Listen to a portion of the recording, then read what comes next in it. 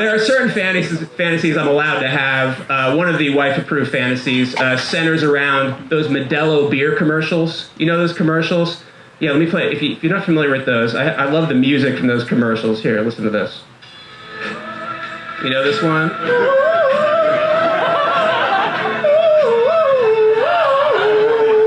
Yeah, I love those commercials. You know, they're on during sporting events and stuff, but very inspiring commercials, you know, because they show these gritty stories about people that like overcame like poverty or, you know, homelessness, and they achieved their dream of like becoming a tattoo artist to the stars or something like that. And I'm very inspired by these stories, but at the same time, but my fantasy is that they would make a Modelo commercial about me. Like, that's my fantasy, my secret fantasy. But I fear like they couldn't do that. They couldn't do that. I don't have the background for a Modelo beer commercial. I don't have any gritty stories from my life. I had none of those obstacles at all. So I figured to fulfill my fantasy, I wrote a Modelo beer commercial myself about myself. You guys want to hear it? Yeah. All right. You're sure? Okay, all right.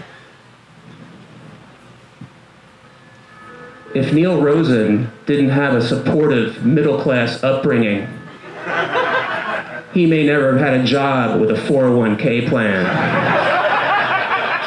And if he hadn't attended his HR department's webinar about 401k company matching contributions, he may have missed out on steady pre-tax retirement fund growth. And if he had listened to those who said, put everything you own into GameStop, he wouldn't have the medium-sized 401k fund he has today. That's the fighting spirit. That's what makes a lion. Modelo, brewed for those with the fighting spirit. All right, I'm Neal Rosen. Thanks, everybody.